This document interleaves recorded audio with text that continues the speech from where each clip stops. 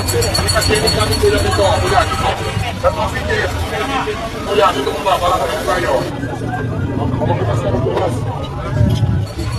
Sabihin nyo lang doon, diretso na ako. Habang tumatagal ay mas lalong lumalakas itong parisan ni Diwata. Kaya naman itong si Diwata ay hindi na magkanda-ugaga sa pag-aasikaso ng kanyang mga customer. Sa dami ba naman ang dumadayo sa parisan niya araw-araw, ay dinaig pa ang blockbuster sa sinihan. Itong si Diwata, kahit sikat na at marami ng tauhan, ay talagang hands-on pa din sa kanyang negosyo. Makikita natin na siya mismo ang nagmamando sa pila ng mga customer. Ganyan ka-dedicated sa negosyo itong si Diwata. Kaya naman ang negosyo niyang parisan ay mas lalo pang umaasenso at lalong dinudumog ng iba't ibang parokyano. At kahit nga busy-busy itong si Diwata sa kanyang negosyo, Alin sa mga mabagal. ay nagagawa pa din niyang maglaan ng oras para sa mga customer niya na dumayo pa sa malalayong lugar para na makita siya. Sure daw, Kung sa lang ha, ayusin muna natin yung tao ko. Hindi na natin maayos. Umaya naman ha, umaya naman.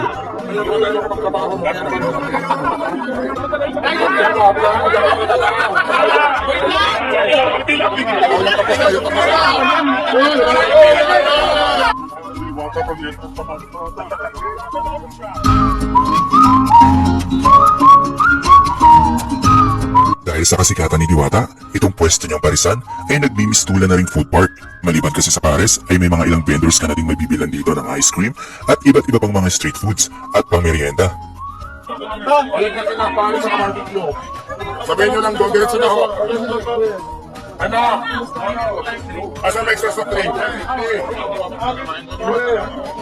Itong dalawa ko sa fridge ko, bibigyan wala ako tayo sa fridge nyo, ha? Ha? Wala ng chicken, wala pang chicken, 20 minutes pa. Sino yung Paris? Paris na lang, wala pang chicken, 100. Chicken diretso na po, yung mga stand na po na pangalan sa kaban. Napit man liyo.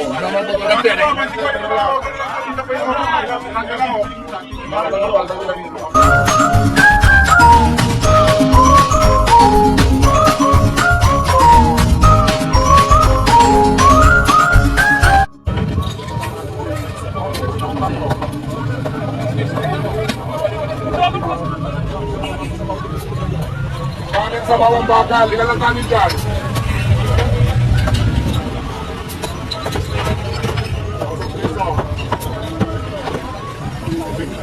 Kuya, isa pa kuya.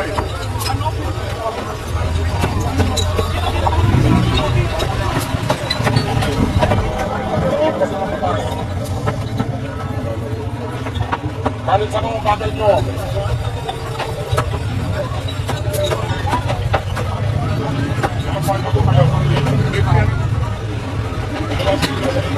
Naglaan na kasi kuya ng talo-talo.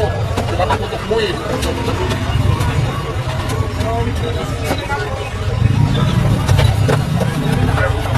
Kung nalagyan ko sa rito, ito pinatilitingnan. Alin sa mga mabagal? Ito ko.